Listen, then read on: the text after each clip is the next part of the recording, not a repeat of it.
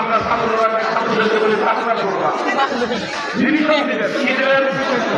কি দিবেন এটা আজকে আমাদের সহজ যে তাকে বলা হয়। আপনি যদি অন্ধকার কাকে বলা হয় না তাহলে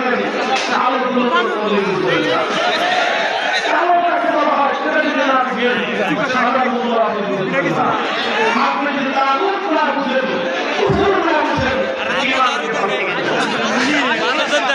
এই জন্য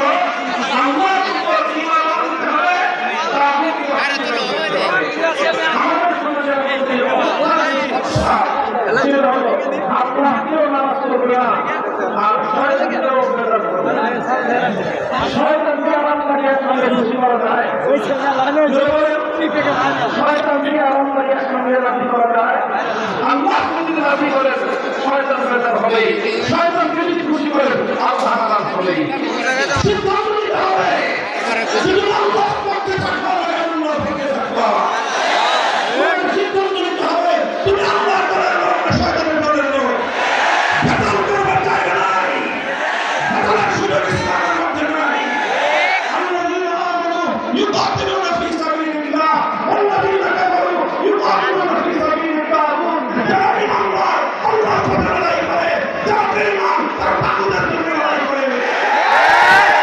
যারা ঈমানদার তারা আল্লাহর বিধান কায়েমের জন্য লড়াই করে, যারা বেঈমান তারা আল্লাহর বিধানের বিরুদ্ধে আচরণ করে। স্পষ্ট হয়ে যাবে, আমি স্পষ্ট সাদা কালোর মধ্যে কোনো গোলামি চলবে না, সাদা কালোর মধ্যে কোনো গোলামি চলবে না ইনশাআল্লাহ। আমি স্পষ্ট পবিত্র কোরআন থেকে আমি আপনাদের সামনে আয়াত তেলাওয়াত করেছি। আল্লাহ পয়গম্বরের একটি হাদিস উদ্ধৃতি দিয়ে আমি আপনাদের সামনে হযরত আলী ইবনে হাতিম রাদিয়াল্লাহু আনহু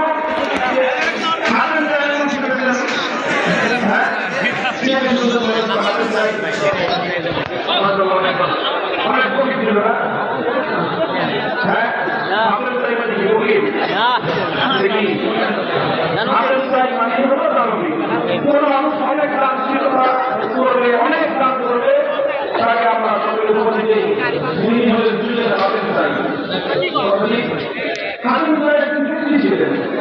এই ব্যক্তি আল্লাহ নবী মুহাম্মদ রাসূলুল্লাহ সাল্লাল্লাহু আলাইহি ওয়াসাল্লামের যুগের আগের লোক ছিলেন।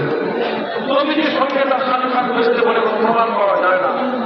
এই জন্য তিনি আল্লাহর নবীর উপর ঈমান গ্রহণ করেছেন, এটার কোনো প্রমাণ নাই। তবে এই হাতের গায়ের ছেলে তার সন্তান, সেই সন্তানের নাম ছিল আলী। আলী ইবনে হাতিম তিনি আল্লাহর নবীর সঙ্গে সাক্ষাৎ হয়েছিল, তিনি ইসলাম গ্রহণ করেছিলেন এবং তার ইসলাম নবীর নেতা প্রিয় ইসলাম।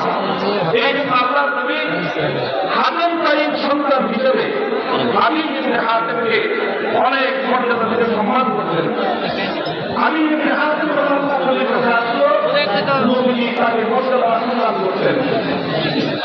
তিনি ইসলাম গ্রহণ করার আগেও নিজের পুত্রের সন্তান ছিলেন এবং ইসলাম ধর্মের একজন গুরুত্বপূর্ণ ব্যক্তি ছিলেন।